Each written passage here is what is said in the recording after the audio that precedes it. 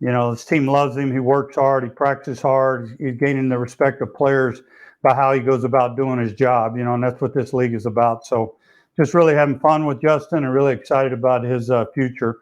So try to keep him going here. Hopefully there's some more to come. Football. Soundbite off the top. Gary Kubiak raving about one of the best young wide receivers in the NFL, Justin Jefferson. This is Purple Daily. Phil Mackey, Judd Zulgad, Declan Goff producing, and our friend from ESPN.com, Vikings reporter, Courtney Cronin. It's amazing the difference that 1 month makes in terms of how we talk about this team, Courtney. We were literally sitting here just like putting Declan on quarterback scouting reports and stuff. Yeah, about a month ago. They're staring 3 wins in the face here at home if they want them. I have a theory I want to run by you guys because we spent Wednesday in our State of Kirk Cousins episode praising Kirk and the way that Kubiak has been using him.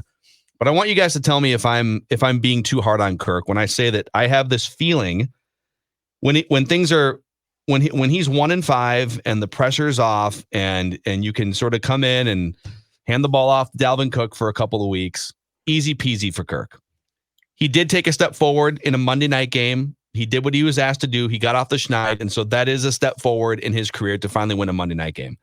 But it kind of feels like every time the pressure ratchets up outside of that Saints playoff game, when the spotlight turns back to you and say, all right, now playoffs are sort of the expectation, and you're going to have to do more than just hand the ball off all season.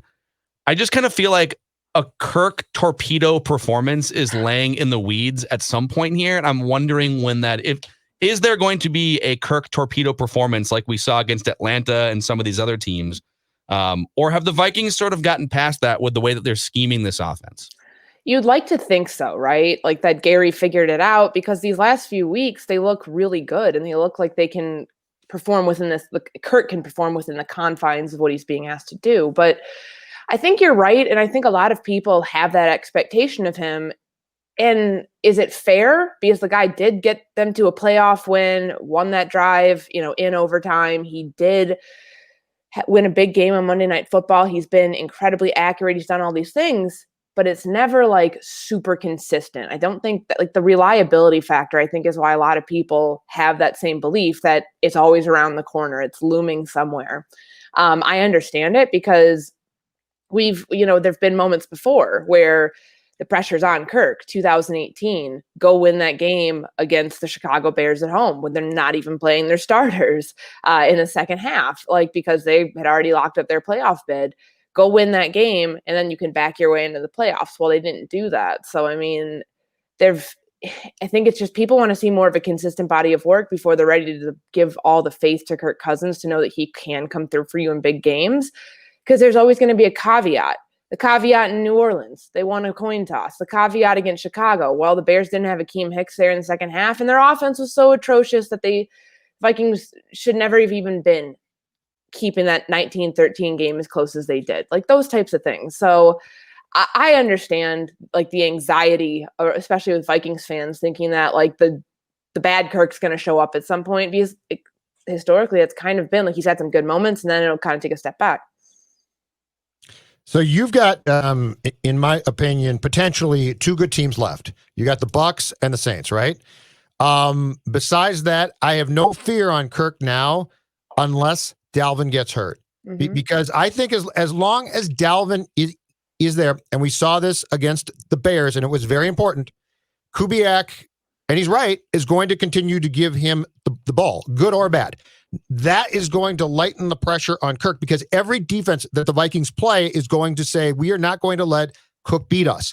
So I think unless Cook gets hurt, I think Kirk is going to be fine. I am curious, though, when you get to the Bucs or the Saints, how those games go, because they might take Kirk out of this comfort zone that he's found a little bit. But the reality is, Courtney, that there are so many bad teams left that I don't fear a Kirk meltdown, because I think worst case, if he starts to melt down, they can turn to Cook and say, Dalvin, you can save the day. Yeah, no, I mean, you're right. Like, I definitely think they're going to lean heavy on Cook, but I think about it, this week's a prime example of when we talked about workload, right? Like Judd and I were all on the, save Dalvin Cook. Don't put 300 plus touches on him this year. If you're really going to be competitive next year, try to figure it out that way.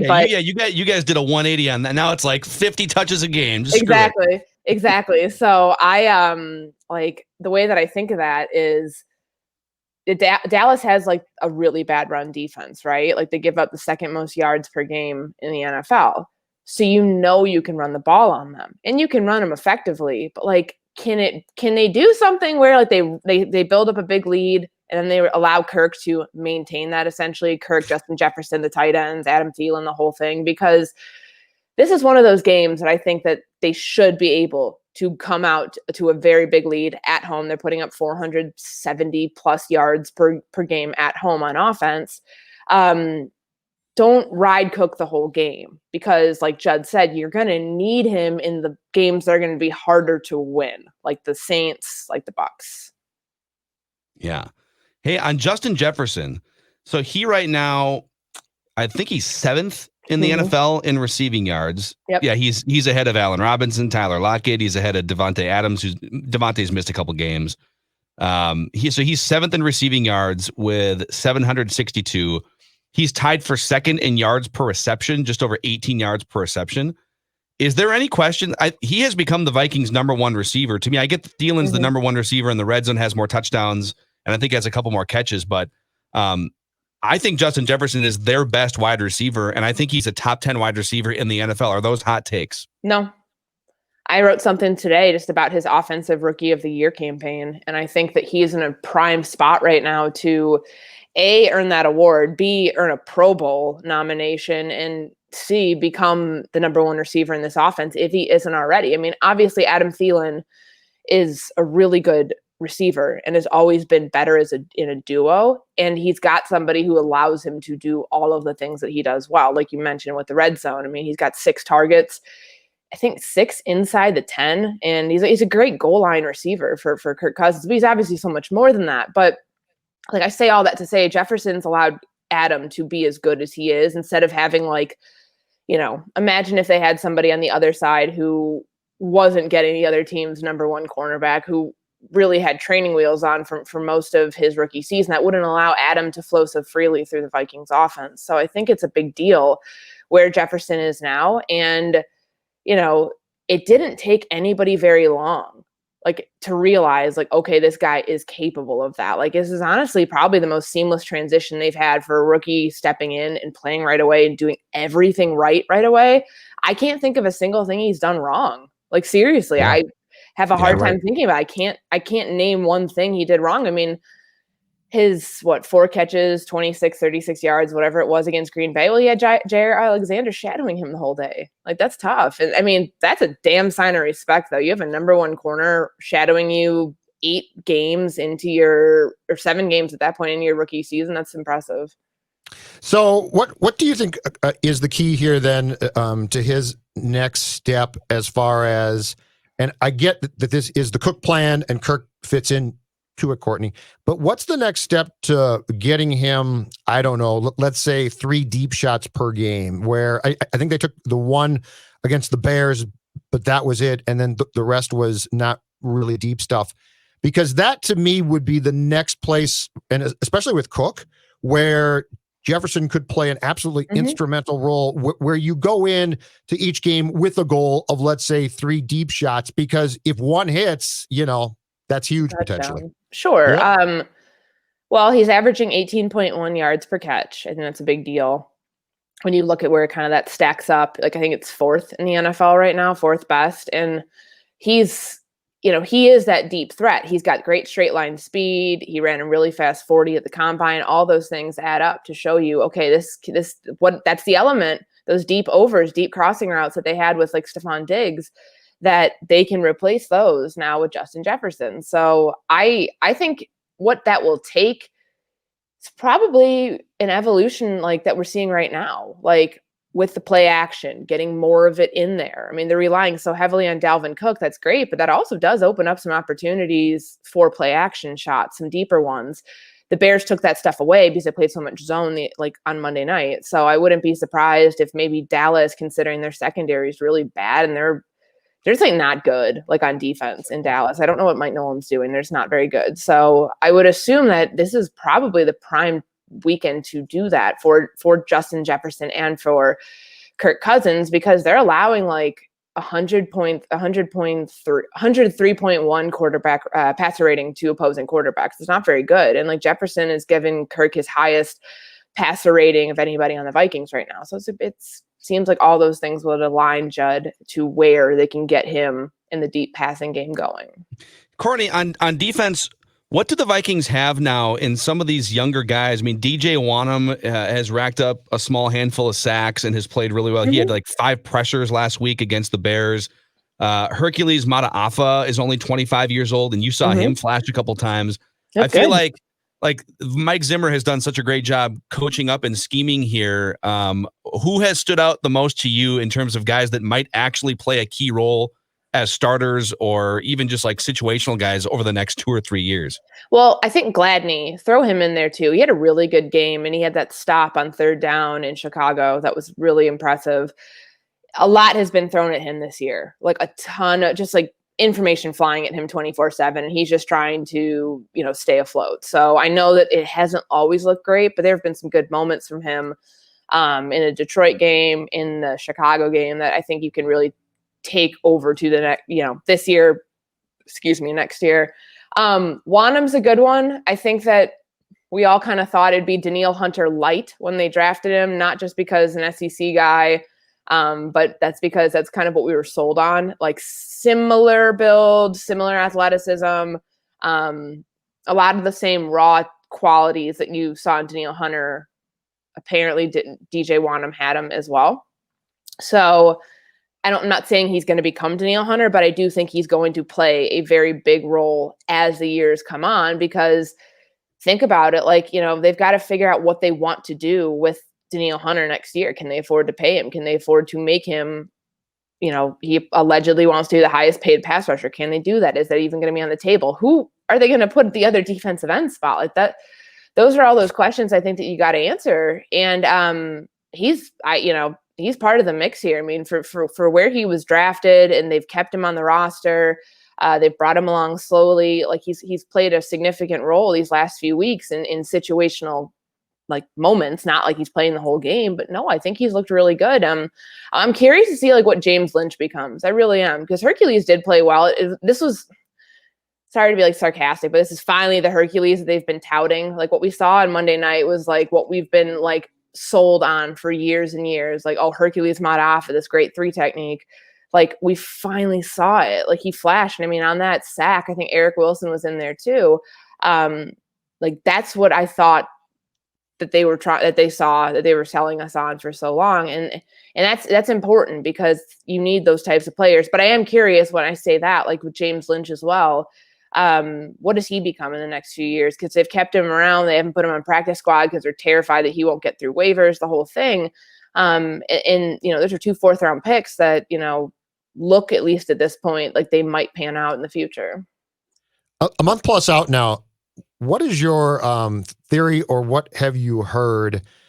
Because I'm now more curious about this than I was at the time on Ngakoue, because that trade was such a big deal. And, that day we thought, okay, if Daniil comes back and plays at the left end, and you got Ngakoue, who is a potential Pro Bowl player at the right end, and the Vikings traded him to the Ravens, and it seemed like, okay, they're just not that good, and they're starting to dump players. They played so well since he left, though. Do you think that there was more to it behind the scenes of him not being a fit? Yeah, I do. I mean, I think that's always kind of the case, right? Like, why trade away a good player if you think he could be part of your plans long term? I also think they probably looked at their cap situation a little more closely and realized, like, this is not going to work next year, because they didn't bring him here to have him be here for 1 year and then let him walk. They brought him here to franchise him next year potentially, or give him a long-term deal. When the whole plan fell through, I kind of felt like they felt we can't keep holding out hope about Daniil and wondering what all the what ifs of the future. We'll handle that when we need to handle that. But for right now, it's not a fit. And he's not played well. since he got to Baltimore. Like he really has not played that great at all. I mean, he's at the bottom half of edge rushers, according to Pro Football Focus. He's not good against the run, as we know and saw up here. So I don't know if there was any sort of like issue inside the building or all that. I think that it just was not a good fit. They thought it might have been, but it just did not pan out the way that they thought it would. Yeah.